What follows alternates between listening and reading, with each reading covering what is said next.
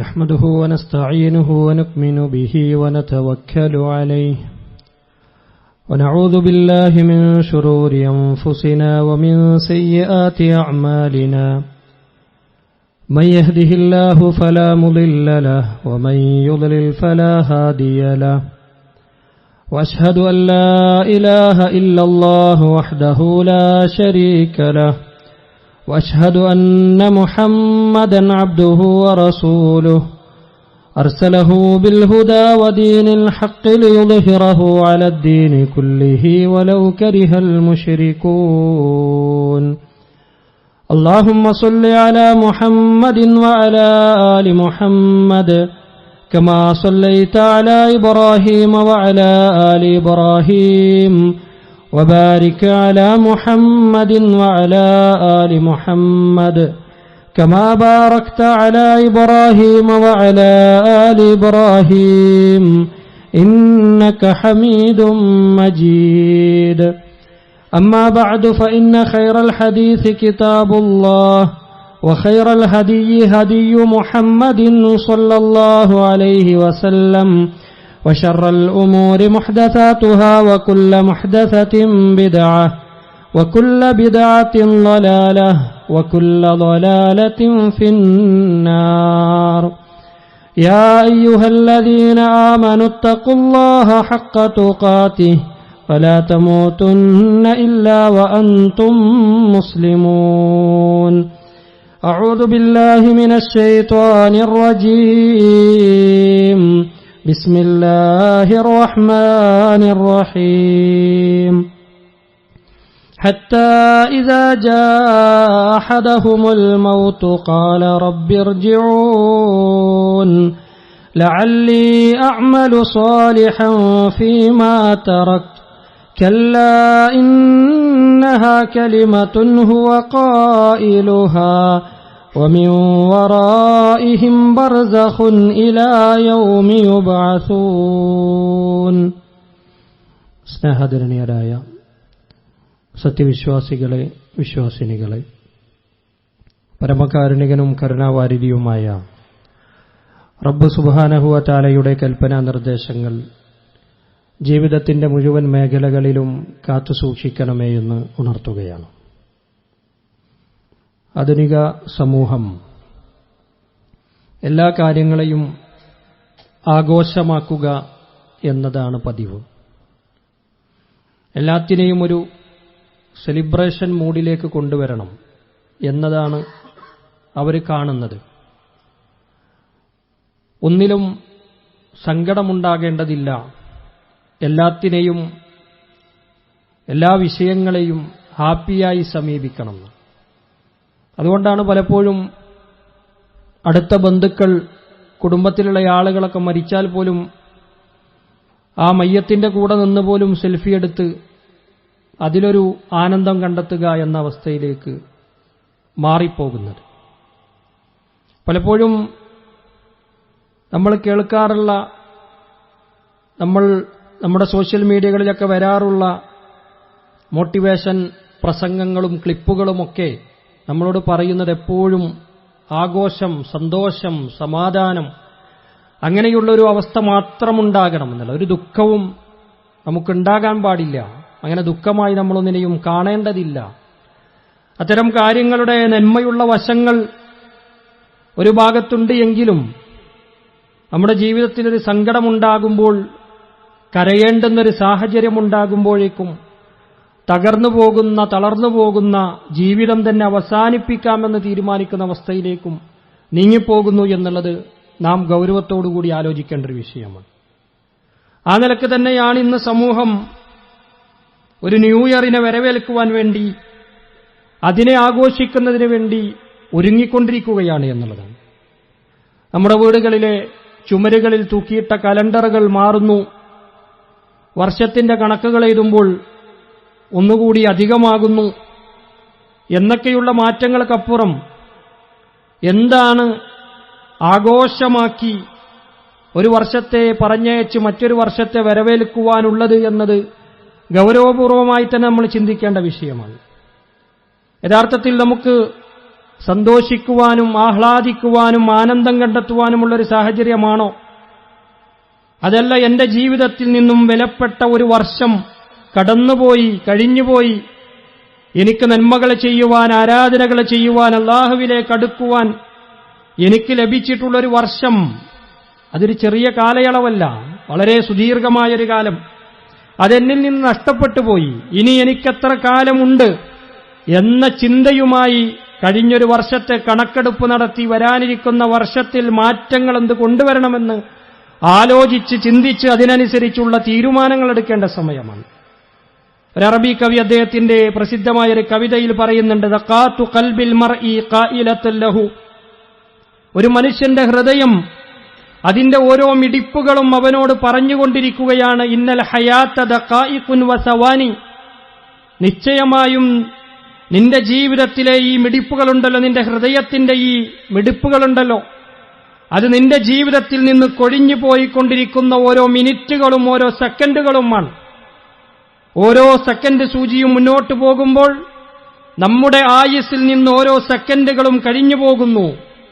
ഓരോ മിനിറ്റുകളും മണിക്കൂറുകളും കഴിഞ്ഞു പോകുമ്പോൾ നമ്മുടെ ജീവിതത്തിന്റെ ആയുസ്സിൽ നിന്നുമാണത് കുറഞ്ഞു പോകുന്നത്. അങ്ങനെ ഒരു വർഷം കഴിഞ്ഞു പോകുമ്പോൾ എന്റെ ജീവിതത്തിൽ എനിക്ക് അല്ലാഹു രേഖപ്പെടുത്തിയിട്ടുള്ള, നിശ്ചയിച്ചിട്ടുള്ള എന്റെ ആയുസ്സിലെ ഒരു വർഷമാണ് കഴിഞ്ഞുപോയത് എന്ന് ആലോചിക്കുകയും ചിന്തിക്കുകയും ചെയ്യേണ്ടതുണ്ട്. നമ്മുടെയൊന്നും മരണത്തിൽ നമുക്കാർക്കും സംശയമില്ല. എല്ലാവരും അംഗീകരിക്കുന്ന കാര്യം മരിക്കുമെന്നുള്ളത്. ആയത്തോതി നമ്മൾ അർത്ഥം പറയേണ്ട ആവശ്യമില്ല. കുല്ലു നഫ്സിൻ ദാഇഖത്തുൽ മൗത്ത് സുമ്മ ഇലൈനാ തുർജഊൻ. എല്ലാവരും മരിക്കുക തന്നെ ചെയ്യും, മരണം ആസ്വദിക്കുക തന്നെ ചെയ്യും, പിന്നീട് എന്നിലേക്കാണ് നിങ്ങൾ മടക്കപ്പെടുന്നത് എന്നല്ലാഹു സുബ്ഹാനഹു വ തആല പറയുമ്പോൾ ഈ ജീവിതത്തിന്റെ ആസ്വാദനങ്ങളും ആനന്ദങ്ങളും ആ നിലക്കുള്ള സുഖങ്ങളും ഇവിടെയുള്ള സെലിബ്രേഷനുകളും നമുക്ക് സ്റ്റാറ്റസ് ഇടാനും സ്റ്റോറി ഇടാനും മറ്റുള്ളവരിലേക്ക് ഷെയർ ചെയ്യുവാനുമുള്ള ആഘോഷ നിമിഷങ്ങൾ മാത്രമല്ല ബാക്കിയുള്ളത്, മറിച്ചൊരു മരണം വരാനുണ്ട്. ആ മരണത്തിന് ശേഷം അനന്തമായൊരു ജീവിതവുമുണ്ട് എന്ന ഗൗരവപരമായ ചിന്ത ഈ ഒരു അവസരത്തിൽ നമുക്കുണ്ടാകേണ്ടതുണ്ട്. അവന്താ മരണത്തെക്കുറിച്ച് ചിന്തിക്കുക? എന്തിനാ നമ്മൾ മരണത്തെക്കുറിച്ച് ചിന്തിക്കണം? എന്തിനാ അതിന്റെ ആവശ്യം? അങ്ങനെ ചിന്തിക്കാൻ പാടുണ്ടോ? മരണം എന്നുള്ളത് ഒരു ദുഃഖമാണ്, ഒരു സങ്കടമാണ്, ഒരു പ്രയാസമാണ്, ഒരു വേർപാടാണ്. അതിനെക്കുറിച്ചൊക്കെ ചിന്തിക്കുന്നവർക്ക് ബുദ്ധിയുണ്ടോ? അങ്ങനെ ചിന്തിച്ചെന്നാ പിന്നെ നമുക്കിവിടെ ജീവിക്കാൻ പറ്റുമോ എന്നാ ചോദിക്കുന്നത്. റസൂൽ കരീം സല്ലല്ലാഹു അലൈഹി വസല്ലമയിൽ നിന്നും അബ്ദുല്ലാഹി ഇബ്നു ഉമർ റളിയല്ലാഹു അൻഹു നിവേദനം ചെയ്യുന്ന ഒരു ഹദീസിലൂടെ പ്രവാചകൻ സല്ലല്ലാഹു അലൈഹി വസല്ലം പഠിപ്പിക്കുന്നുണ്ട്. അദ്ദേഹത്തോട് ചോദിക്കപ്പെടുന്ന അയ്യുൽ മുഅ്മിനി അക്കിയസ്, ആരാണ് ഏറ്റവും നല്ല ബുദ്ധിമാനായ, ഏറ്റവും നല്ല ചിന്താശേഷിയുള്ള വിശ്വാസി ആരാണ് എന്ന് ചോദിച്ചപ്പോ പ്രവാചകൻ സല്ലല്ലാഹു അലൈഹി വസല്ലമ മറുപടി പറഞ്ഞത് അക്സറുഹും ലിൽ മൗതി ദിക്റ വ അഹ്സനുഹും ലിമാ ബഅദഹു ഇസ്തിഹദാദ. പ്രവാചകൻ സല്ലല്ലാഹു അലൈഹി വസല്ലം പറയാണ്, അക്സറുഹും ലിൽ മൗതി ദിക്റ, മരണത്തെക്കുറിച്ച് ഏറ്റവും നല്ല നിലക്ക് ഏറ്റവും അധികമായി ചിന്തിക്കുന്നവനാണ് ഏറ്റവും ബുദ്ധിയുള്ളവൻ. അവനെന്താ, ദുനിയാവിൽ അവന്റെ ജീവിതത്തിനൊരു കൺട്രോൾ ഉണ്ടാകും, അവന് ദുനിയാവിലെ ജീവിതത്തിൽ ശ്രദ്ധയുണ്ടാകും. അനാവശ്യങ്ങളിലേക്ക്, ചീത്തപ്പേരുകൾ ഉണ്ടാകുന്ന കാര്യങ്ങളിലേക്ക്, വേണ്ട വൃത്തികളിലേക്ക്, അവനെ ജയിലിലടക്കപ്പെടുന്ന കാര്യങ്ങളിലേക്ക്, തിന്മകളിലേക്ക് അവൻ പോകാതിരിക്കുവാനുള്ള ഒരു വലയം ദുനിയാവിൽ തന്നെ അവനുണ്ടാകും. ഞാൻ മരിക്കാനുള്ളവനാണ്, എന്റെ കൂടെ എന്റെ മരണമുണ്ട്, ഒരു ദിവസം ഞാൻ മടങ്ങിപ്പോകാനുള്ളവനാണ് എന്ന ചിന്ത അവനിൽ അധികരിച്ചുണ്ടാകുമ്പോൾ, അവനിൽ വർദ്ധിപ്പിച്ചുണ്ടാകുമ്പോൾ സ്വാഭാവികമായും അവൻ ആ ചിന്തയിലൂടെ ജീവിക്കുമ്പോൾ തെറ്റുകുറ്റങ്ങളിൽ അവൻ അകപ്പെടുകയില്ല. ഇനി ആ ചിന്ത കൊണ്ട് മാത്രം കാര്യമുണ്ടോ? വഹ്സനഹും ലിമാ ബഅദഹു ഇസ്തിഅദാദ, അതിനുശേഷമുള്ള ഒരു ലോകമുണ്ട്, അതിനുശേഷം വരാനിരിക്കുന്നൊരു സ്വർഗമുണ്ട്, നരകമുണ്ട്, ഒരു ഖിയാമത്തുണ്ട്, അവിടെ വിചാരണയുണ്ട് എന്ന ചിന്ത കൂടി ഉണ്ടാകുമ്പോൾ അത് പൂർത്തീകരിക്കപ്പെട്ടു. അങ്ങനെയുള്ളവരാ ഏറ്റവും ബുദ്ധിയുള്ളവൻ. ആരുടെ മരണത്തെക്കുറിച്ചാ നമ്മൾ ചിന്തിക്കുന്നത്? പലപ്പോഴും നമ്മൾ ചിന്തയുണ്ട്, ഞാൻ മരിച്ചാൽ എന്താകും, എന്റെ ഉപ്പ മരിച്ചാൽ എന്താകും, എന്റെ ഉമ്മ മരിച്ചാൽ പിന്നെ ഞങ്ങൾ അങ്ങനെ ജീവിക്കും, എന്റെ മക്കൾക്ക് എന്തെങ്കിലും സംഭവിച്ചാൽ എനിക്കെങ്ങനെ താങ്ങാൻ കഴിയും എന്നതിനെക്കുറിച്ചൊക്കെ നമുക്ക് ചിന്തയുണ്ട്. ഓരോരുത്തരുടെയും സ്വന്തം മരണത്തെക്കുറിച്ച് നമ്മൾ ആലോചിക്കണം. അത് നമ്മുടെ സുഖങ്ങളും പകലമാന ആനന്ദങ്ങളും സന്തോഷങ്ങളുമൊക്കെ മുറിച്ചു കളഞ്ഞുകൊണ്ട് കടന്നു വരുന്ന ഒന്നായിരിക്കും. റസൂൽ കരീം സ്വല്ലല്ലാഹു അലൈഹി വസല്ലം പറഞ്ഞതുപോലെ അക്തിറു ദിക്റ ഹാദിമിൽ ലദ്ദാത്ത്, സകലമാന സുഖങ്ങളെയും ആനന്ദങ്ങളെയും മുറിച്ചു കളയുന്ന ഒന്നിനെക്കുറിച്ച് നിങ്ങൾ ചിന്തിക്കണം. അതൽ മൗത്ത്, അത് മരണമാണ്. ആ മരണത്തെക്കുറിച്ചുള്ള ഗൗരവപരമായ ചിന്ത നമുക്ക് ഓരോരുത്തർക്കും ഉണ്ടാകണം. ശാന്തി തേടിയ ആത്മാവായിക്കൊണ്ട് അല്ലാഹുവിലേക്ക് മടങ്ങിപ്പോകുവാൻ നമുക്ക് സാധിക്കേണ്ടതുണ്ട്. അവിടെയാണ് നമുക്ക് ആനന്ദമുണ്ടാകേണ്ടത്, അവിടെയാണ് നമുക്ക് സന്തോഷമുണ്ടാകേണ്ടത്, അവിടെയാണ് നമുക്ക് സമാധാനത്തോടുകൂടി മടങ്ങിപ്പോകാൻ സാധിക്കേണ്ടത്. അല്ലാഹു പറഞ്ഞതുപോലെ യാ അയ്യത്തുഹൻ നഫ്സുൽ മുത്മഇന്ന ഇർജിഇ ഇലാ റബ്ബികി റാളിയതൻ മർദിയ, അല്ലാഹുവിന്റെ തൃപ്തി നേടിക്കൊണ്ട് അല്ലാഹുവിനെ തൃപ്തിപ്പെട്ടവനായ നിലക്ക് അല്ലാഹുവിലേക്ക് മടങ്ങുന്നവനായി സമാധാനമണഞ്ഞ ആത്മാവേ എന്ന് വിളിച്ചുകൊണ്ട് മലക്കുകളുടെ പ്രശംസകൾ ഏറ്റുവാങ്ങിക്കൊണ്ട് ആശീർവാദങ്ങൾ ഏറ്റുവാങ്ങിക്കൊണ്ട് ഫദ്ഖുലി ഫീ ഇബാദി വദ്ഖുലി ജന്നതി, എന്റെ ദാസന്മാരോടൊപ്പം നീ പ്രവേശിച്ചോളൂ, എന്റെ സ്വർഗത്തിലേക്ക് നീ പ്രവേശിച്ചോളൂ എന്ന് അല്ലാഹു സുബ്ഹാനഹു വ തആലയുടെ ആശീർവാദങ്ങൾ ഏറ്റുവാങ്ങുന്ന ആ നിലക്കുള്ളൊരു മരണം നമുക്കുണ്ടാകേണ്ടതുണ്ട്. മരണങ്ങൾ നമുക്ക് പാഠമാകുന്നുണ്ടോ എന്ന് നമ്മൾ പരിശോധിക്കണം. ഓരോ ദിവസങ്ങളിലും നമ്മൾ കേൾക്കുന്ന, നമ്മുടെ വാർത്തകളിലൂടെ വരുന്ന, നമ്മുടെ ഗ്രൂപ്പുകളിൽ വരുന്ന മരണവാർത്തകളെക്കുറിച്ച് നമ്മൾ ചിന്തിക്കാറുണ്ടോ? അതിനെക്കുറിച്ച് നമ്മൾ ആലോചിക്കാറുണ്ടോ? നാളെ അതുപോലെ എന്റെ ഫോട്ടോ വെച്ച്, എന്റെ പേര് വെച്ച്, എന്റെ മരണവാർത്തകൾ ഗ്രൂപ്പിലൂടെ ഇടുമ്പോ നമ്മുടെയൊക്കെ മൊബൈലുകളിൽ ഒക്കെ സെറ്റ് ചെയ്ത് വെച്ചിട്ടുണ്ട്. ഫേവറേറ്റിൽ നമ്മൾ ശേഖരിച്ചു വെച്ചിട്ടുള്ള കുറച്ച് സ്റ്റിക്കറുകളുണ്ട്. അതിൽ നിന്ന് ഇന്നാലില്ല എന്നൊരു സ്റ്റിക്കർ നമ്മൾ ഇടുമ്പോ നാളെ എനിക്ക് വേണ്ടി അതുപോലെ സ്റ്റിക്കറുകൾ ഇടുന്ന ഒരവസ്ഥയുണ്ടാകുമെന്നത് നമ്മൾ ചിന്തിക്കുന്നുണ്ടോ? എത്രയോ മയ്യത്ത് നമസ്കാരങ്ങളിൽ നമ്മൾ പങ്കെടുത്തു, എത്രയോ ജനാസകളുടെ കൂടെ നമ്മൾ പള്ളിക്കാടുകളിലേക്ക് പോയി, എത്രയോ ആളുകളെ ഖബറിലേക്ക് നമ്മൾ വെച്ചു മണ്ണിട്ട് പോന്നു. അതുപോലെ നാളെ ഒരു ദിവസം എന്റെ മയ്യത്ത് പള്ളിയുടെ മിഹ്റാബിൽ കൊണ്ടുപോയി വെച്ച് എനിക്ക് വേണ്ടി വിതുമ്പിക്കൊണ്ട് എന്റെ മാതാപിതാക്കൾ, എന്റെ സഹോദരങ്ങൾ, എന്റെ നാട്ടുകാർ, എനിക്ക് വേണ്ടപ്പെട്ടവർ എന്റെ മയ്യത്ത് നമസ്കരിക്കുന്നതിനെക്കുറിച്ച് നാം ഓരോരുത്തരും നമ്മുടേതായി സമീപിച്ച് ആ നിലക്ക് നാം നമ്മുടെ മനസ്സിൽ കൊണ്ടുവന്ന് ഒന്ന് ചിന്തിച്ചു നോക്കൂ.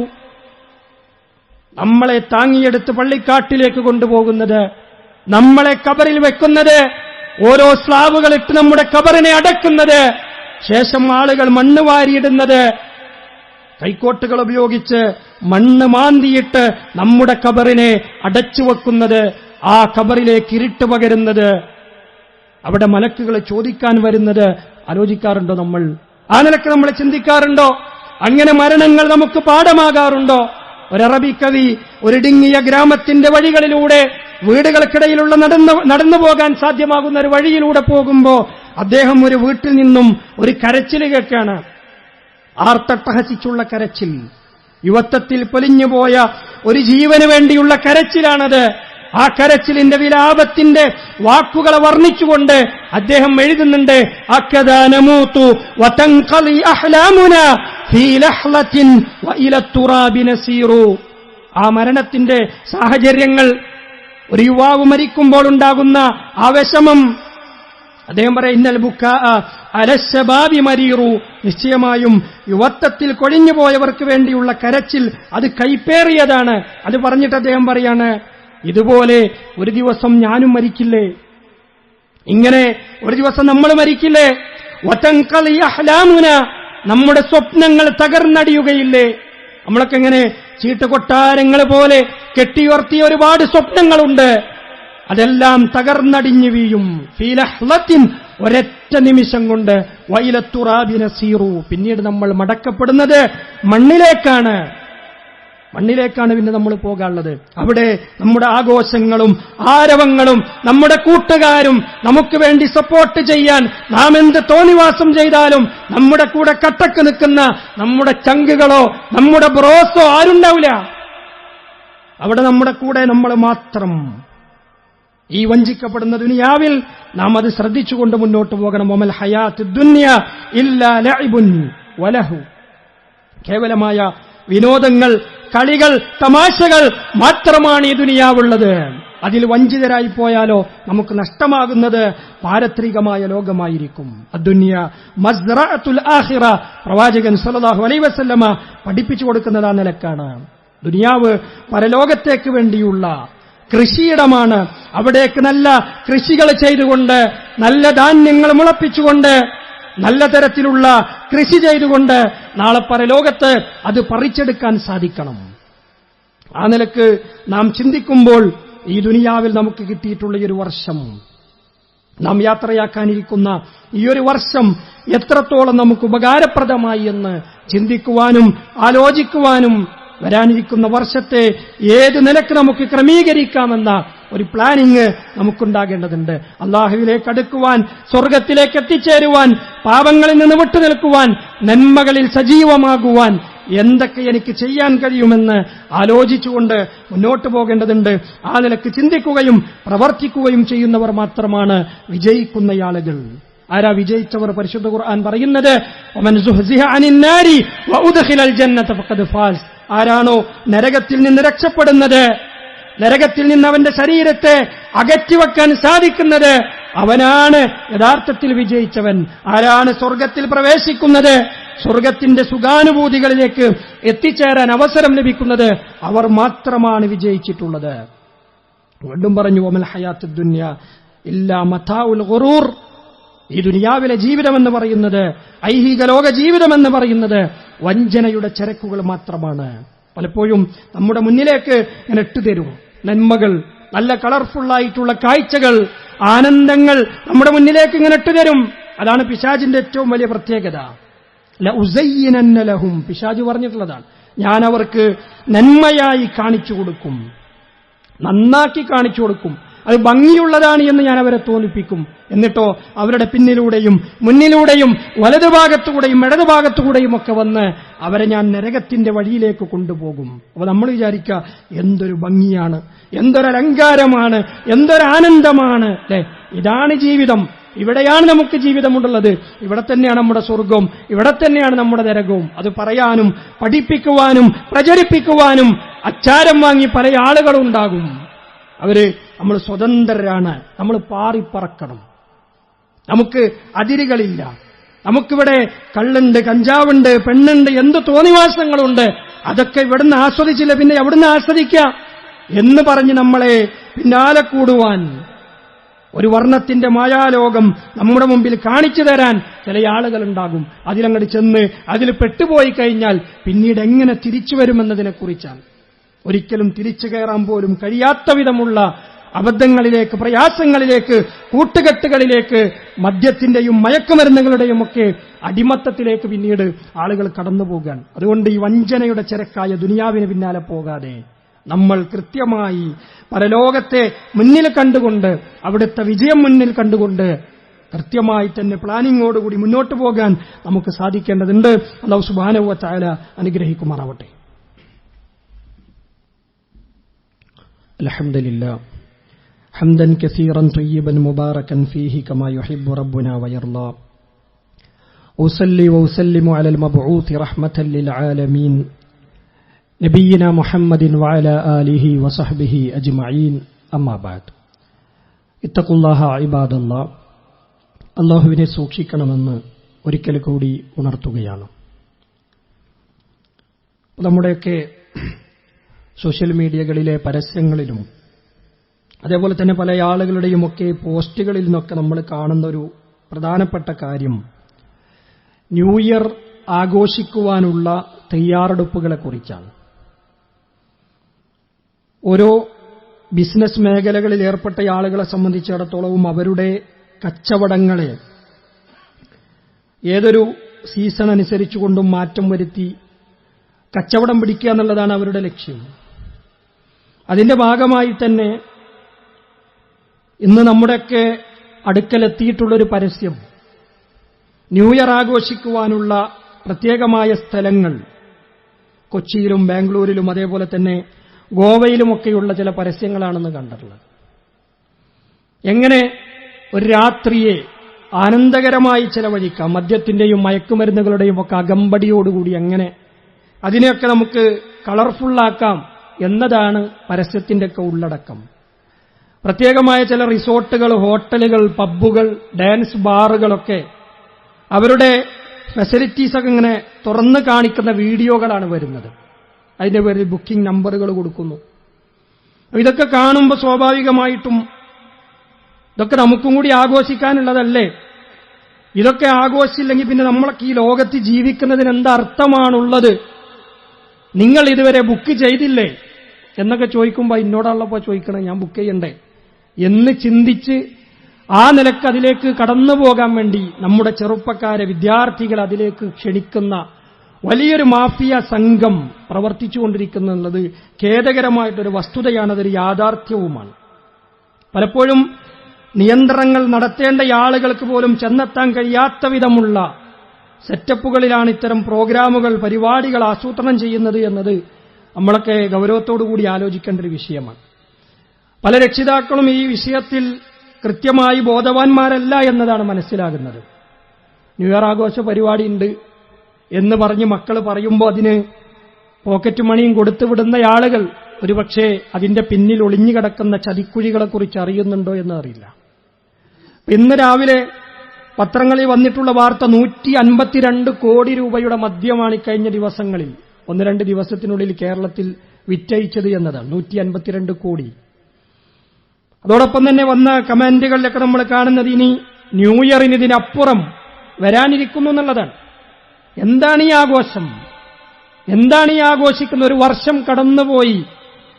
ഒരാൾക്ക് അല്ലാഹു നിശ്ചയിച്ച ആയുസ് 50 വയസ്സാണെങ്കിൽ അതിൽ നിന്നൊരു കൊല്ലം കഴിഞ്ഞുപോയി എന്നത് എങ്ങനെയാണ് ആഘോഷിക്കപ്പെടുന്നത് എന്ന് എനിക്ക് മനസ്സിലാവുന്നില്ല. അതൊരാഘോഷിക്കാനുള്ള വകയാണോ? എന്റെ ജീവിതത്തിൽ നിന്ന് ഒരു വയസ്സിന് കുറഞ്ഞു പോവുക, അതായത് ഞാൻ ഒരു വർഷം കൂടി മരണത്തിലേക്ക് അടുത്തു എന്നത് മദ്യപിച്ച് ലക്കുകെട്ട് ബോധമില്ലാതെ ആഘോഷിച്ച് നാളെ തൊട്ട് ഞാൻ നന്നാകാം എന്ന് വിചാരിക്കണമെന്നുള്ളത്. ഇന്ന് ഫുള്ള് കള്ളു കുടിക്കുക, അന്ന് ഫുള്ള് ആനന്ദിക്കുക, എന്നിട്ട് നാളെ മുതൽ നന്നാകാം എന്ന് വിചാരിക്കുന്നതിന്റെ ലോജിക്ക് എന്താണെന്നുള്ളതാണ്. ഇവിടെ ആഘോഷങ്ങൾക്ക് തയ്യാറെടുക്കുന്ന ആളുകൾ സ്വയം വിചാരണക്കാണ് തയ്യാറെടുക്കേണ്ടത്. ഒരു സ്വയം ഒന്ന് വിചാരണ നടത്തണം. ഹാസിബു ഖബല അൻ തുഹാസബു. നിങ്ങൾ വിചാരണ ചെയ്യപ്പെടുന്ന ഒരു ദിവസം വരാനുണ്ട്. അതിനു മുമ്പേ നിങ്ങൾ സ്വയം വിചാരണയ്ക്ക് വിധേയമാക്കുക. നമ്മൾ സ്വന്തം ഒന്ന് വിചാരണ നടത്തണം. എന്താ ഞാൻ ഇന്ന് ചെയ്തത്? എന്തൊക്കെയാണ് എനിക്ക് ഈ വർഷത്തിൽ ചെയ്യാൻ സാധിച്ചത്? എന്റെ നന്മയുടെ രേഖകൾ അല്ലാഹുവിന്റെ മുമ്പിൽ കൊണ്ടുവരുമ്പോൾ അതിലെന്തൊക്കെ എനിക്ക് കിട്ടാനുണ്ട്? ആ കിതാബ് നമ്മുടെ കൈകളിൽ കിട്ടുമല്ലോ. അപ്പോ സത്യവിശ്വാസികളായ ആളുകൾ പറയുന്നതാണ്, വയഖൂലു ആ ഉമുഖ്റഉ കിതാബിയ ഇന്നി ളനന്തു അന്നി മുലാഖിൻ ഹിസാബിയ. നമ്മുടെ കർമ്മരേഖകൾ, നാം ചെയ്തു വെച്ച ഓരോ കാര്യങ്ങളും, ഇഖ്റ കിതാബക കഫാ ബിനഫ്സിക അൽയൗമ അലൈക ഹസീബ, നിന്നെ വിചാരണ ചെയ്യാൻ ഇത് തന്നെ മതി എന്ന് പറഞ്ഞ് നമ്മുടെ നന്മകളും തിന്മകളും രേഖപ്പെടുത്തിയ ഗ്രന്ഥം നമ്മുടെ കൈകളിൽ തരും. സത്യനിഷേധികളായ ആളുകൾ പറയുന്ന ലാ യുഗാദിറു സഗീറതൻ വലാ കബീറതൻ ഇല്ലാ അഹ്സാഹാ. അവൻ പറയുന്ന മാലി ഹാദൽ കിതാബ്, ഇതെന്തൊരു ഗ്രന്ഥമാണ്, ഇതെന്തൊരു പുസ്തകമാണ്, ഇതിൽ നിന്നൊന്നും വിട്ടുപോയിട്ടില്ലല്ലോ, ചെറുതും വലുതുമായതെല്ലാം ഇതിൽ എഴുതി വച്ചിട്ടുണ്ടല്ലോ എന്ന് പറയും. സത്യവിശ്വാസികളായ ആളുകൾ പറയുന്ന വയഖൂലു ഹാ ഉമുഖ്റഉ കിതാബിയ, എന്റെ ഗ്രന്ഥം നീ ഒന്ന് വായിച്ചു നോക്കൂ. ഇന്നി ളനന്തു അന്നി മുലാഖിൻ ഹിസാബിയ, ഇങ്ങനെയൊരു ഹിസാബുണ്ടാകും, ഇങ്ങനെയൊരു വിചാരണയുണ്ടാകും എന്നത് ഞാൻ നേരത്തെ തന്നെ കണക്കുകൂട്ടിയിരുന്നു. അതിനനുസരിച്ചിട്ടാണ് ഓൻ പ്രവർത്തിച്ചത്. അങ്ങനെ ഒരു ചിന്തയുള്ളവൻ ഓരോ ദിവസവും കണക്കെടുപ്പ് നടത്തും. നമ്മുടെ ഇടയിൽ ഒരുപാട് ആളുകൾ കച്ചവടങ്ങൾ ചെയ്യുന്ന ആളുകളുണ്ടല്ലോ, അവരൊരു കണക്കെടുക്കുന്നില്ല. അവരിങ്ങനെ കച്ചവടം ചെയ്ത് അങ്ങനെ പോവാണ്. വരുന്നിടത്ത് വെച്ച് കാണാം, അങ്ങനെയാണ് പോവും എന്ന് വിചാരിച്ച് കച്ചവടം നടത്തുകയാണെങ്കിൽ എന്തായാലും അയാൾ പരാജയത്തിലേക്ക് പോവും. എവിടെയാണ് നഷ്ടങ്ങൾ സംഭവിച്ചിട്ടുള്ളത്, എവിടെയാണ് എനിക്ക് കൂടുതൽ ലാഭം കിട്ടിയിട്ടുള്ളത്, ഏത് പ്രൊഡക്റ്റാണ് എനിക്ക് വിറ്റുപോകാത്തത് എന്നൊക്കെ പരിശോധിച്ച് കണക്കെടുത്ത് അതിനനുസരിച്ച് കച്ചവടത്തിൽ മാറ്റം വരുത്തവനെ വിജയിക്കാൻ സാധിക്കുള്ളൂ. എന്നതുപോലെ തന്നെ നമ്മുടെ ജീവിതത്തിലെ കണക്കെടുപ്പുകൾ നടത്തണം.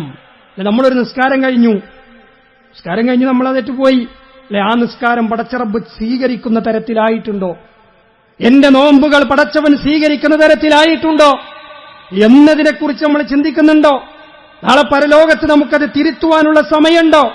നമ്മളെല്ലാവരും കേട്ടിട്ടുള്ള കഥയാണ്. ഒരു പുതപ്പ് വിൽപ്പനക്കാരൻ മനോഹരമായ പുതപ്പുകളുണ്ടാക്കി ആളുകൾക്കിടയിൽ കച്ചവടം നടത്തുന്ന വ്യക്തിയാണ്.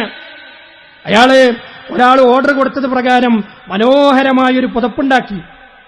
എന്നിട്ട് അയാള് ചന്തയിൽ കൊണ്ടുവന്നിട്ട് അതിങ്ങനെ പ്രദർശിപ്പിച്ചു ആളുകൾക്കിടയിൽ. എല്ലാവരും വന്നിട്ട് അതിനെ മഹത്വപ്പെടുത്തി ഇങ്ങനെ പറഞ്ഞു, എന്തൊരു ഡിസൈൻ, എന്താണ് അതിന്റെ ആ ഒരു പ്രത്യേകത, നല്ല നൂലുകൾ ഉപയോഗിച്ചിരിക്കുന്നു, ചേർച്ചയുള്ള നൂലുകൾ ഉപയോഗിച്ചിരിക്കുന്നു എന്നൊക്കെ പറഞ്ഞിങ്ങനെ മഹത്വം പറഞ്ഞു. ഇതിനെത്ര വില തരാം, എനിക്ക് തരുമെന്ന് ചോദിച്ചു. അപ്പോ അതൊക്കെ കേട്ടിട്ട് അയാൾ ഇങ്ങനെ പുളകിതനായി നിൽക്കുമ്പോഴാണ് ഈ പുതപ്പ് ഓർഡർ കൊടുത്ത വ്യക്തി വന്നിട്ട് പറഞ്ഞത്, പിന്നെ ഇന്ന നൂലിന് മങ്ങലുണ്ടല്ലോ, ഇന്ന പ്രശ്നങ്ങളുണ്ടല്ലോ, ഇതിന് അവിടെ ചില തകരാറുകൾ പറ്റിയിട്ടുണ്ടല്ലോ, ഡിസൈനിൽ ചില മാറ്റം ഉണ്ടായിട്ടുണ്ടല്ലോ എന്നൊക്കെ പറഞ്ഞപ്പോൾ ഇയാൾ പൊട്ടി കരയാൻ തുടങ്ങിയെന്നാണ്.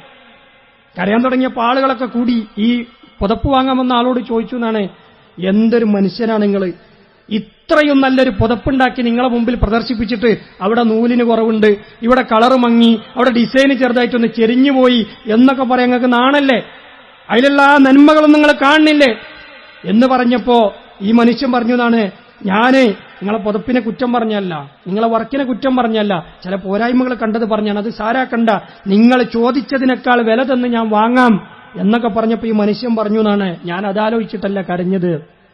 നാളെ പരലോകത്ത് എന്റെ നന്മകൾ അള്ളാഹു ഇങ്ങനെ ഹാജരാക്കുമ്പോ നിന്റെ നമസ്കാരത്തിന് പോരായ്മകളുണ്ടായിരുന്നു, നിന്റെ നോമ്പിന് തകരാറുകളുണ്ടായിരുന്നു, നിന്റെ ഇന്ന സ്ഥലങ്ങളിൽ നിനക്ക് പിഴവ് പറ്റി എന്നെന്നോട് എന്റെ റബ്ബ് പറഞ്ഞാൽ എനിക്ക് തിരിച്ചു വന്നത് നന്നാക്കാൻ സമയമുണ്ടാവോ?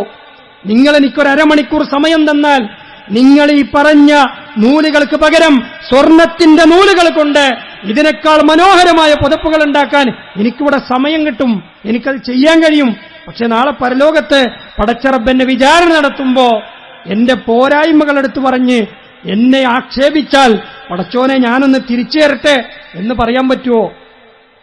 നാളെ പരലോകത്ത് ആ ഒരു സാഹചര്യമില്ലാതിരിക്കാൻ അല്ലാഹു സുബ്ഹാനഹു വ തആല നമുക്ക് മുന്നറിയിപ്പ് നൽകിയ ഹത്താ ഇദാ ജാഅ അഹദഹുമുൽ മൗത്ത് ഖാല റബ്ബി ഇർജിഊൻ, മരണം അടുക്കലേക്ക് എത്തുമ്പോ ഓരോരുത്തരും പറയുന്നതാണ്, പടച്ചോനെ ഒരൽപ്പം സമയമൊന്ന് മടക്കി തരാൻ പറ്റുമോ, കുറച്ച് സമയം തരാൻ പറ്റുമോ, ലഅല്ലി യഅമലു സ്വാലിഹൻ ഫീമാ തറക്, പടച്ചോനെ ഞാൻ ഒഴിവാക്കിയ കുറെ നന്മകളുണ്ട് അതൊക്കെ ഞാൻ ചെയ്തോളാം. ഒഴിവാക്കിയ നന്മകൾ എന്നാ പറഞ്ഞത്, വേറെ എക്സ്ട്രാ എന്തെങ്കിലും ചെയ്യാനല്ല, ചെയ്യൽ നിർബന്ധമായത് തന്നെ ഒഴിവാക്കിയിട്ടുണ്ട്. അള്ളാഹു പറയുന്ന കല്ല ഇന്നഹാ കലിമത്തുൻ ഹുവ ഖായിലുഹാ, അവൻ പറയുന്ന വെറും വർത്തമാനം മാത്രമായിരിക്കും അത്, ഒരു കാരണവശാലും ഒരു മടക്കവും അള്ളാഹു നൽകുകയില്ല എന്ന് നമ്മൾ ആലോചിക്കേണ്ടതുണ്ട്. അപ്പൊ അവിടെ വെച്ച് നമുക്ക് തിരിച്ചു വന്ന് റെഡിയാക്കാനും കൂടുതൽ നന്മകൾ ചെയ്യാനും മരണസമയത്ത് വിലപിച്ചതുകൊണ്ടോ ഒരു കാര്യമില്ല, അതുകൊണ്ടൊന്നും ഒരു ഫലം ഉണ്ടാവാൻ പോണില്ല. അതിനു മുമ്പേ അവൻ വിചാരണ നടത്തണം, സ്വയം വിചാരണ നടത്തി തിരുത്തിക്കൊണ്ട് മുന്നോട്ട് പോകാൻ സാധിക്കണം. പാപമോചനത്തിനുള്ള അവസരങ്ങൾ നമ്മൾ ഉണ്ടാക്കണം. എപ്പോഴാണ് നമ്മൾ മരിക്കുക നമുക്കാർക്കും അറിയില്ല. ഏത് സമയത്ത് പടച്ചവൻ തിരിച്ചു വിളിച്ചാലും ഞാൻ റെഡിയാണ് എന്ന് പറയുന്നൊരവസ്ഥ നമുക്കുണ്ടാകണം. നമുക്ക് ആ രീതിയിൽ നമ്മുടെ മനസ്സിനെ പാപമുക്തമാക്കാൻ സാധിക്കണം. മഹാരഥനായൊരു എഴുത്തുകാരൻ അദ്ദേഹത്തിന്റെ ഒരു ഗ്രന്ഥത്തിൽ എഴുതി വെച്ചു, അജബ്തു ലിമൻ യഗ്സിലു വജ്ഹഹു ഇദ്ദത മർറാത്തിൻ ഫിന്നഹാർ, പകലുകളിൽ അവരുടെ മുഖങ്ങൾ ഒരുപാട് തവണ കഴുകി വൃത്തിയാക്കുന്നവരെ കണ്ട് ഞാൻ അത്ഭുതപ്പെടുന്നു. അങ്ങനെ എല്ലാ സമയത്തും കഴുകി വൃത്തിയാക്കി പുട്ടിയിട്ട് അതിനുമേലെ മേക്കപ്പ് ചെയ്ത് ലിപ്സ്റ്റിക്കൊക്കെ ഇട്ട് കൺമശൊക്കെ എഴുതി ആ നിലക്ക് മുഖം മിനുക്കുന്ന ആളുകൾ, മുഖത്തിന്റെ സൗന്ദര്യം എപ്പോഴും വലിയ പ്രാധാന്യത്തോട് കൂടി നടക്കുക. അതിനർത്ഥം അന്നും വേണ്ടെന്നല്ല, നമ്മുടെ മുഖമൊക്കെ നല്ല രീതിയിൽ ശുദ്ധമാക്കിയൊക്കെ കൊണ്ടു നടക്കണം, ആ നിലക്കൊക്കെ വൃത്തിയിലൊക്കെ കൊണ്ടു നടക്കണം. പക്ഷേ അത് മാത്രം ചെയ്യുന്നവരെ കുറിച്ച് ഞാൻ അത്ഭുതപ്പെടുന്നു. എന്താണ് അതിന്റെ മറുവശം? വല യഗ്സിലു ഖൽബഹു മർറതൻ വാഹിദ ഫിസ്സന, ഒരു വർഷത്തിൽ ഒരിക്കൽ പോലും അവന്റെ ഹൃദയമൊന്ന് കഴുകി വൃത്തിയാക്കാൻ അവൻ തയ്യാറാകുന്നില്ല. മുഖം മിനുക്കൽ മാത്രമേ ഉള്ളൂ. പുറത്തെ കുപ്പായത്തിലും വേഷത്തിലും വിധാനത്തിലും മാത്രമേ അവന് ശ്രദ്ധയുള്ളൂ. അവന്റെ ഹൃദയം മലീമസമാണ്, കറുത്തിരണ്ടു പോയിരിക്കുന്നു. അതൊന്ന് കഴുകി വൃത്തിയാക്കാൻ അവൻ തയ്യാറാകണില്ല. അതിന് അടുത്ത റമദാൻ വരട്ടെ, കുഞ്ഞും കിടക്കല്ലേ 2 മാസം 3 മാസം അല്ലെ, റമദാൻ വരട്ടെ, അടുത്ത വർഷം തുടങ്ങട്ടെ. ഇനിയിപ്പോ ഏതായാലും 3-4 ദിവസം കൂടിയല്ലേ ഉള്ളൂ. ജനുവരി 1 ഞാൻ നന്നാകാം എന്ന് പറയാൻ ആ ജനുവരി 1 വരെ നമുക്ക് ആയുസ് നീട്ടി തന്നിട്ടുണ്ടോ എന്ന് നമുക്ക് എങ്ങനെ അറിയാൻ പറ്റുക? അതുവരെ നമ്മൾ ജീവിക്കോ എന്ന് നമുക്കറിയാൻ പറ്റുമോ? അതുകൊണ്ട് നാം കൂടുതൽ ശ്രദ്ധ കൊടുക്കേണ്ടത് അള്ളാഹുവിന്റെ നോട്ടമുള്ള നമ്മുടെ ഹൃദയത്തിലേക്കാണ്. ഇന്നല്ലാഹ ലാ യൻദുറു ഇലാ അജ്സാമിക്കും വലാ ഇലാ സുവരിക്കും വലാകിൻ യൻദുറു ഇലാ ഖുലൂബിക്കും. അല്ലാഹു സുബ്ഹാനഹു വ തആല നിങ്ങളുടെ ശരീരത്തിലേക്കോ നിങ്ങളുടെ രൂപത്തിലേക്കോ അല്ല നോക്കുന്നത്, നിങ്ങളുടെ ഹൃദയത്തിലേക്കാണ്. ആ ഹൃദയത്തെ മലീമസമാക്കിയവർ അവർ പരാജയപ്പെട്ടു. ആരാണോ ആ ഹൃദയത്തെ ശുദ്ധമാക്കിയത് അവരാണ് വിജയിച്ചിട്ടുള്ള ആളുകൾ. അതുകൊണ്ട് ഈ ഒരു സമയത്തെ സാഹചര്യത്തെ ഒരു വർഷം നമ്മളിൽ നിന്ന് കടന്നു പോകുമ്പോൾ ഒരുപാട് തെറ്റുകുറ്റങ്ങൾ നമ്മുടെ ഭാഗത്തുനിന്ന് വന്നു പോയിട്ടുണ്ടാവും. അറിഞ്ഞും അറിയാതെയും പലതരത്തിലുള്ള തെറ്റുകുറ്റങ്ങൾ നമുക്ക് വന്നു പോയിട്ടുണ്ടാകും. ആ തെറ്റുകുറ്റങ്ങളെ കഴുകി വൃത്തിയാക്കി പാപമുക്തമായി ഖൽബുൻ സലീമോടുകൂടി അള്ളാഹുവിനെ കണ്ടുമുട്ടുന്നവരായി നമുക്ക് മടങ്ങാൻ സാധിക്കേണ്ടതുണ്ട്. ആ നിലക്കുള്ള തീരുമാനങ്ങളാണ് നമ്മൾ എടുക്കേണ്ടത്. ഈ ഒരു വർഷത്തിൽ പല ആളുകളും വിചാരിക്കുക ഇനി വരുന്ന വർഷത്തിലേക്ക് നല്ല തീരുമാനങ്ങൾ എടുക്കണം. ആ തീരുമാനങ്ങൾ നന്മയുടേതാകട്ടെ, നല്ല തീരുമാനങ്ങളാകട്ടെ, അള്ളാഹുവിന്റെ അടുക്കൽ പ്രതിഫലം ലഭിക്കുന്ന, സ്വർഗത്തിൽ ഉന്നതമായ സ്ഥാനങ്ങൾ ലഭിക്കുന്ന തരത്തിലുള്ള നന്മയുടെ തീരുമാനങ്ങൾ എടുക്കാൻ, നന്മയുടെ കൂട്ടായ്മകളിൽ ചേർന്നുകൊണ്ട് പ്രവർത്തിച്ചുകൊണ്ട് നന്മകൾ വാരിക്കൂട്ടാനുള്ള ആ നിലക്കുള്ള ഒരു തീരുമാനമെടുക്കാൻ നമുക്ക് സാധിക്കേണ്ടതുണ്ട്. അതിനുള്ള ധാരാളം അവസരങ്ങൾ നമ്മുടെ മുന്നിലുണ്ട്. അതൊക്കെ ഉപയോഗപ്പെടുത്തണമെന്ന് ഓർമ്മപ്പെടുത്തുകയാണ് സഹോദരങ്ങളെ. ഇൻഷാ അല്ലാഹ് നാളെ തിരൂർ മണ്ഡലം മുജാഹിദ് സമ്മേളനം തിരൂർ മൂച്ചിക്കൽ വെച്ച് നടക്കുന്നുണ്ട്. ബഹുമാന്യനായ പണ്ഡിതൻ കുഞ്ഞു മുഹമ്മദ് മദനി പറപ്പൂർ, അതേപോലെ തന്നെ അബ്ദുൾ റഷീദ് കുട്ടമ്പൂർ, താജുദ്ദീൻ സ്വലായി, മുജാഹിദ് ബാലുശ്ശേരി തുടങ്ങിയ പ്രഗത്ഭരായ പണ്ഡിതന്മാർ നാളെ ആ പ്രോഗ്രാമിൽ പങ്കെടുക്കുമെന്ന് അറിയിച്ചിട്ടുണ്ട്. നാളെ വൈകുന്നേരം 4 മണി മുതൽ 9 മണി വരെ തിരൂർ മൂച്ചിക്കൽ വെച്ച് നടക്കുന്ന മുജാഹിദ് സമ്മേളനത്തിലേക്ക് എല്ലാ ആളുകളെയും ആത്മാർത്ഥമായി സ്വാഗതം ചെയ്യുകയാണ്. നിങ്ങളുടെ മനസ്സിൽ ആ പ്രോഗ്രാം ഉണ്ടാകണം. കഴിയുന്ന ആളുകൾ അവിടെ എത്തിച്ചേരണമെന്ന് പ്രത്യേകമായി ഓർമ്മപ്പെടുത്തുകയാണ്. സഹോദരങ്ങളെ, നമ്മൾ കഴിഞ്ഞ 2 ആഴ്ചകളിലായി നമ്മൾ പറഞ്ഞിട്ടുള്ളൊരു വിഷയമാണ് നമ്മുടെ വിദ്യാർത്ഥികൾക്ക് വേണ്ടിയുള്ള ഹൈസ്കൂൾ, ഹയർ സെക്കൻഡറി തലത്തിലൊക്കെയുള്ള വിദ്യാർത്ഥികൾക്ക് വേണ്ടിയുള്ള CRE എന്ന് പറയുന്ന മതപഠന സംരംഭം. അതിന്റെ രജിസ്ട്രേഷൻ മുന്നോട്ട് പോകുന്നുണ്ട്. ഇൻഷാ അല്ലാഹ് ഇന്നും അതിന്റെ വേണ്ടപ്പെട്ട ആളുകൾ പുറത്ത് കൗണ്ടറുമായി ബന്ധപ്പെട്ടുകൊണ്ട് നിങ്ങളുടെ മക്കളെ അതിൽ പഠിപ്പിക്കുന്നതിന് വേണ്ടി നിങ്ങൾ തയ്യാറാകണം. ഒരുപാട് നന്മകൾ നമ്മുടെ മക്കൾക്ക് കിട്ടുന്ന ഒരു ക്ലാസ്സാണത്. വ്യത്യസ്തമായ വിഷയങ്ങളിൽ പ്രത്യേകം തയ്യാറാക്കിയിട്ടുള്ള സിലബസ് പ്രകാരമാണ് ആ ക്ലാസുകൾ നടക്കുന്നത്. അതിനുവേണ്ടി നിങ്ങളുടെ മക്കളെ പ്രത്യേകം തന്നെ പറഞ്ഞേക്കണം. ആൺകുട്ടികൾക്കും പെൺകുട്ടികൾക്കും സൗകര്യമുണ്ട്. നമ്മുടെ ഈ ക്യാമ്പസിൽ വെച്ച് തന്നെയാണ് അതിന്റെ ക്ലാസുകൾ നടക്കുക. ഇൻഷാ അല്ലാഹ് എല്ലാ ആളുകളും അതിലേക്ക് രജിസ്റ്റർ ചെയ്യണമെന്ന് ഓർമ്മപ്പെടുത്തുകയാണ്. സഹോദരങ്ങളെ, നമ്മൾ കഴിഞ്ഞ ആഴ്ചയിൽ സൂചിപ്പിക്കുകയുണ്ട്, നമ്മുടെ ഒരു സഹോദരൻ അദ്ദേഹത്തിനൊരു വീട് വെക്കുന്നതിന്റെ ആവശ്യവുമായി കൊണ്ട് നമ്മളെ സമീപിച്ചിരുന്നു. ഒരുപാട് പ്രയാസങ്ങളിലൂടെ ജീവിക്കുന്ന മനുഷ്യനാണ്. അദ്ദേഹത്തിന് 5 സെന്റ് സ്ഥലമുണ്ട്. അവിടെ ഒരു വീട് വെക്കണമെന്നതാണ് അദ്ദേഹത്തിന്റെ ആഗ്രഹം. അത് നമ്മളിപ്പോ ഇന്ന് കാണുന്ന പോലെ വലിയ മണിമാളികകൾ കെട്ടി, കൊട്ടാരങ്ങൾ കെട്ടി അതിൽ കഴിയണമെന്നുള്ളതില്ല. ഇപ്പൊ ഇന്ന് വീട് എന്ന് പറയുമ്പോൾ എല്ലാവരുടെയും മനസ്സിലേക്ക് വരുന്നത് അങ്ങനത്തെ ഒരു കാഴ്ചയാണ്. വലിയൊരു വീട്, വലിയൊരു ആഡംബരങ്ങൾ നിറഞ്ഞ എല്ലാ തരത്തിലുള്ള സൗകര്യങ്ങളൊക്കെ ഉള്ള വലിയൊരു വീട് എന്നുള്ള കാഴ്ചപ്പാടാണ്. എന്നാൽ അങ്ങനെയുള്ള വീടുകളിൽ ഉറങ്ങുന്ന ആളുകളും മനസ്സിലാക്കണം, അങ്ങനെയുള്ള വീടുകൾ ഉണ്ടാക്കാൻ ആഗ്രഹിക്കുന്നവർ മനസ്സിലാക്കണം, ചെറിയൊരു വീട് കെട്ടി സമാധാനപരമായി സ്വന്തമെന്ന് പറയാൻ ഒരു ചെറിയൊരു കൂരെങ്കിലും ഉണ്ടാകണമെന്ന് ആഗ്രഹിക്കുന്ന ഒരുപാട് ആളുകൾ നമുക്കിടയിലുണ്ട്. അതിന്റെ വിഷമം അതില്ലാത്തവർക്ക് തന്നെ അറിയുള്ളൂ. അങ്ങനെയുള്ള ഒരാള് നമ്മളോട് സഹായം ചോദിച്ചു വന്നിരിക്കണം. ഒരു ചെറിയ വീട്, അദ്ദേഹത്തിന്റെ പ്ലാനന്റ് അങ്ങനത്തതാണ്, ചെറിയൊരു വീട്. അതോടെ ആ സ്ഥലത്ത് ഒന്നും തന്നെ തുടങ്ങാൻ അദ്ദേഹത്തിന് പറ്റിയിട്ടില്ല. വീട് പണി തുടങ്ങാനൊന്നും പറ്റില്ല. അദ്ദേഹത്തിന് നമ്മുടെ സഹായങ്ങൾ ചെന്നെങ്കിൽ മാത്രമേ ആ വീട് പണി എവിടെയെങ്കിലും ഒന്ന് എത്തിക്കാൻ കഴിയുകയുള്ളൂ എന്നുള്ളതാണ് അദ്ദേഹം നമ്മളോട് ആവശ്യപ്പെട്ടുള്ളത്. വളരെയധികം അർഹതപ്പെട്ടൊരു വ്യക്തിയാണ്. അതുകൊണ്ട് തന്നെ എല്ലാ ആളുകളും കാര്യമായി തന്നെ സഹായിക്കേണ്ടതുണ്ട്. പുറത്ത് അതുമായി ബന്ധപ്പെട്ടുകൊണ്ടുള്ള ആളുകളുണ്ട്, ഗൂഗിൾ പേ സംവിധാനങ്ങളുണ്ട്. അതൊക്കെ ഉപയോഗപ്പെടുത്തി നന്മയുടെ ഭാഗവാക്കാകുക നമ്മൾ ശ്രദ്ധിക്കുക. ആ സഹോദരന്റെ വീടെന്ന ആഗ്രഹത്തിന് നമ്മളാൽ കഴിയുന്ന പരമാവധി സഹായങ്ങൾ ചെയ്യുക. അല്ലാഹു സുബ്ഹാനഹു വ തആല നമ്മുടെ ദാനധർമ്മങ്ങളെ സ്വീകരിക്കുമാറാകട്ടെ.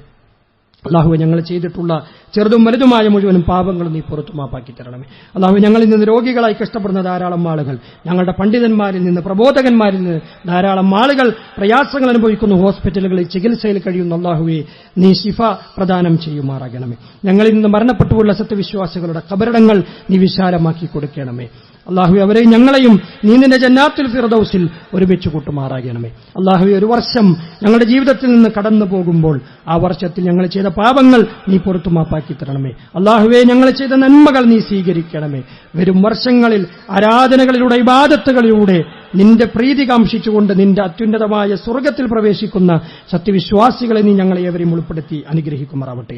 ആഘോഷങ്ങളും ആനന്ദങ്ങളും മാത്രമായി ജീവിതത്തെ കണ്ടുകൊണ്ട് വഞ്ചിതരാകുന്ന മൂഢന്മാരായി മാറുന്ന ആളുകളിൽ നിന്ന് നീ ഞങ്ങളെ കാത്തുരക്ഷിക്കണമേ. യഥാർത്ഥമായ കാഴ്ചപ്പാടോടുകൂടി പ്രവാചകന്റെ സുന്നത്തുകൾ അനുസരിച്ചുകൊണ്ട് അള്ളാഹുവിന്റെ കൽപ്പനകൾ അനുസരിച്ചുകൊണ്ട് ജീവിക്കുന്ന യഥാർത്ഥമായ വിശ്വാസികളെ നീ ഞങ്ങളെ ഏവരെയും ഉൾപ്പെടുത്തി അനുഗ്രഹിക്കുമാറാകണമേ. അല്ലാഹുമ്മ ربنا هب لنا من ازواجنا وذرياتنا قرة اعين واجعلنا للمتقين اماما. اللهم اعز الاسلام والمسلمين واذل الشرك والمشركين ودمر اعداءك اعداء الدين. اللهم ربنا تقبل منا انك انت السميع العليم وتب علينا انك انت التواب الرحيم واغفر لنا يا غافر المذنبين. هذا وصلوا وسلموا رحمكم الله على من امركم بالصلاه والسلام عليه وقال جل من قائل عليما ان الله وملائكته يصلون على النبي يا أيها الذين آمنوا صلوا عليه وسلموا تسليما. اللهم صل وسلم وزد وبارك على عبدك ورسولك محمد. وارض اللهم الخلفاء الأئمة الحنفاء أبي بكر وعمر وعثمان وعلي وعن بقية الصحابة رضوان الله عليهم أجمعين وأنا معهم بعفوك وكرمك وجودك يا أكرم الأكرمين. عباد الله إن الله يأمر بالعدل والإحسان وإيتاء ذي القربى وينهى عن الفحشاء والمنكر والبغي يعظكم لعلكم تذكرون.